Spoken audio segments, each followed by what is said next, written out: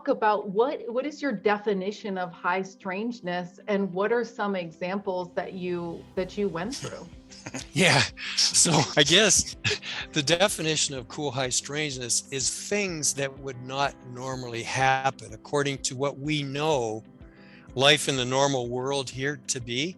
Like, when you reason things out, when you see things happen in a logical way, cool high strangeness are things that go totally against what is logical, what's reasonable, what is scientifically possible.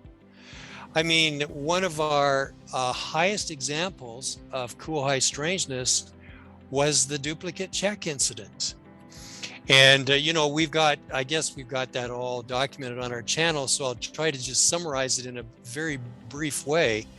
But one of the members of our group had written a check for her rent before we left to Australia. Well, the check is still in the checkbook. And I said, oh, no. I said, I mean, your first reaction, right? Your first reaction is, oh, no, he didn't take the check. And she goes, no, he did. He did take the check. He took the check. And because I have a copy, I have a copy of the check in my CIBC app. I have, it's all there. I got to tell you, is this the Mandela? What is this?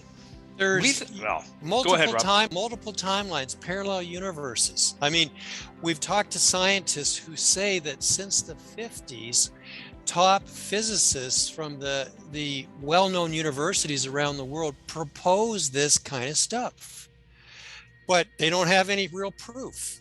Well, we got proof in that check. I mean, this is being written up in Grant Cameron's book of, he calls it an apport. I don't know what it is. All I know is there's two timelines. There's the timeline of where the check got taken out of the book and carried to the landlord. He took it to the bank and deposited it physically. Now there's a split timeline where the check never left the book and it's still there to this day. And as Mark said, when you blow up the copy of the check, when you blow up the check itself, it's still there. They are identical to the pixel, literally. And we've been told by a forensic handwriting expert that there's no way a human being can write out, all the numbers of the check, like the full amount in words, plus the signature, plus the number, and all this stuff. There's no way any human being can copy it exactly. No way. And so there's no explanation for this other than that, yes, mathematics proves that this can exist. These timelines, they say there's an infinite number of parallel universes, that some are running ahead of time, some are running behind. We're all in these other universes. And some people even say, have you ever had deja vu?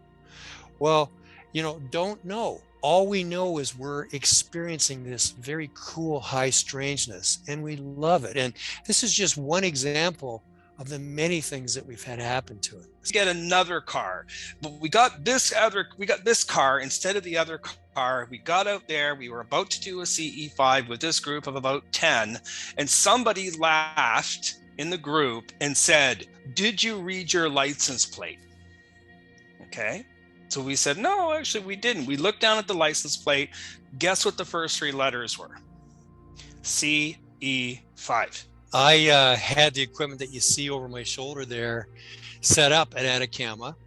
A year before at Paula Harris's conference, Starworks, Ricardo Gonzalez had, in his automatic writing, he had received a message that there was going to be a ship, sighted at a particular day, like date, and a particular hour and minute.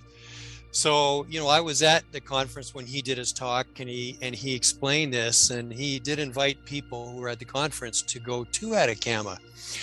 So Mark and myself, and who else did we have there? We had Dan, and there was, of course, Paula was there. Well, there was like 300 people there, Mark. And I had the camera set up. And yes, we caught the light in the sky that appeared at exactly the time that was predicted. Dan said to me, I'm really feeling compelled to go over towards the trees. We were in a large open area with the 300 people. Dan was in a daze. you know, like not completely fully aware of everything. Probably I wouldn't want to say it in an insensitive way, and I don't feel it's insensitive to say that he was kind of in shock. You know, there was like some kind of state of shock that he had experienced, because he had seen these trees light up. For him, he explains it on camera how these trees lit up in succession. On camera, you can hear the dogs. Like the dogs are in the area where you can hear them. You know, there's an agitation there. And then he disappeared. You know, he did. And Mark, yeah, it was Dan that had the missing time. Now, you know, who knows what that's all about? It's very possible that depending on a person's psyche, you know, some of these things that happen are so incredible that your own brain will just shut everything down and it's too much.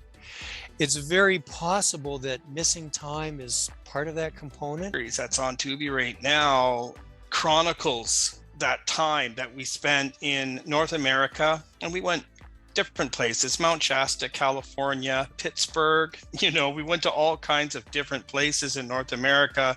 Then we migrated over to Europe, and then Australia, and then Peru. 90% of why we're having success with this, we truly do love what we're doing. We're not like a camera crew that's been paid to go out and try to film something. It's us, and this is our passion.